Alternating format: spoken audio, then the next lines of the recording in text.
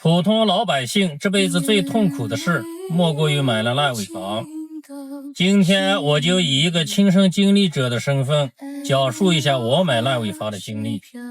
我买的房子是位于西安市三桥武警路与阿房4路交汇处东南角，名为景上云天的项目。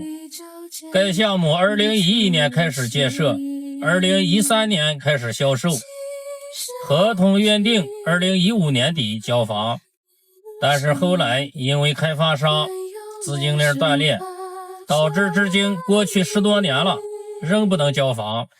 在这10多年里，我们通过正常渠道向各级主管部门反映过无数次，从区里到省里，但都是石沉大海，问题至今没有解决。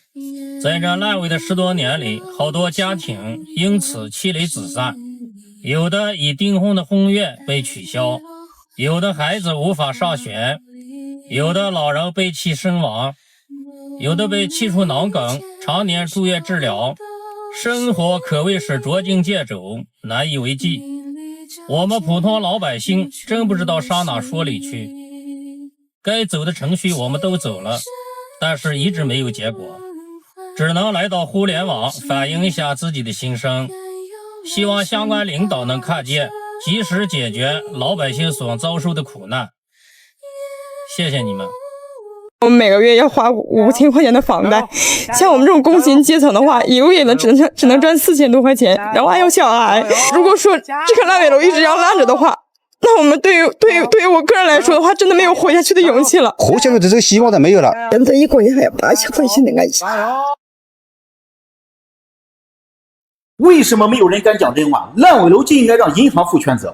房子一旦烂尾，银行应该退还购房人所有购房款，并向购房人赔偿不少于房价10%的违约补偿金。因为烂尾楼的主要责任就在银行，跑路的开发商责任都没有银行大。而且不管是银行的责任还是开发商的责任，购房者没有半毛钱的责任。但是现在损失全部由购房者承担，一边还着房贷，一边还要租着房子，付了房租，烂尾楼让多少善良的百姓家破人亡。为什么最弱小无助的要承担所有责任？凭什么手无寸铁的老百姓要为别人犯下的错误买单？为什么没有人敢站出来为老百姓说话？国家明确规定了，楼没封顶不让放贷。最近银行为什么敢顶风作案，把贷款放给刚刚才打了地基的楼盘？国家明文规定，银行对房贷要建立监管账户，资金只能用于本工程的建设。为什么开发商可以在监管之下公然挪用资金，甚至卷钱跑路？公账上的钱是怎么转出去的？到底是谁签的字？这些签字的人是不是应该好好查一查？在犯下这种滔天大罪之后，为什么老百姓家破人亡，银行却高枕无忧？为什么没有人敢作证？没有人敢讲真话？没有人敢站出来？现在有的开发商真的是太恶心了。今天给大家盘点一下高陵区的烂尾楼。第一个，马家湾金卫南路的颐和盛世。这个项目在2018年销售非常火爆，当时以3到4万团购费的名义收取客户的费用，当时总高14层的小高层到如今为止还交不了房，开发商不给工程方结款，工程方不给交房，导致很多年轻人买的房子，想结婚的想上学的现在房子交不了，维权无门。第二个项目，金卫一路的城市蓝湾，这个项目在最早的时候叫滨河御园，后来又改名叫城市蓝湾，当时以7800到8000的价格买的这些房子，到现在为止还是框架结构，也是交不了房。第三个项目在长信大街金卫9路的上层迷你小区，这个小区是一栋复式楼，当时以总价20多万的价格，很多业主觉得便宜去买了，到现在为止也是开发商消失，找不到人，烂尾成功，交不了房子。第四个，位于高陵区的陆苑华府，这个项目也是从18年开始到现在为止是盖盖情情，截止现在已经成功有1年半时间了。我现在西安北郊，这是在草山这边，给大家看一个这个楼盘。因为今天我那个后台一个网友给我发了个信息，大家可以看一下。他说怎么回事啊？这个楼盘，然后是他父亲，然后是去世了，然后才从那翻出来，有这一个合同，给大家看一下。看，能看到吗？之前给大家用无人机拍过，这是在草滩，这在草滩7路的西边，中文传媒广场。这个已经是呀，应该整整10多年了。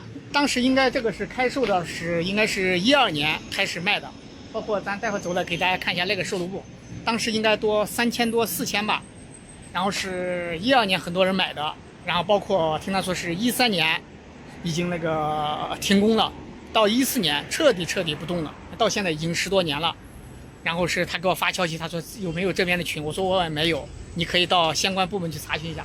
现在因为也有网友给我发过来，这个是到应该在9月18号，然后是官网那个法院的官网发到了一个彻底破产了，我给大家转过去看一下。这边是上基路，这边是草滩6路，这边位置特别不错，包括儿童医院和那边的红会医院，给大家看一下。这个地方我之前给大家无人机拍过，看中文传媒广场已经烂尾10多年了，前2天就刚发的，就是法院官网发的这个中文传媒广场彻底破产清算了。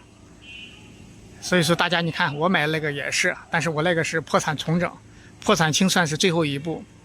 所以说现在怎么说了，哎呀，让那些开发商怎么说了，哎，我也不知道该说啥了。所以他资不抵债了，所以说人家都说的跟你个人没关系，跟你家庭的连带责任也没关系，他查封的就是你的公司，你是什么什么置业公司，他只是把你这个你宣布破产就资不抵债了，你申请破产，让破产，然后有实力的话，就是有人叫破产重整。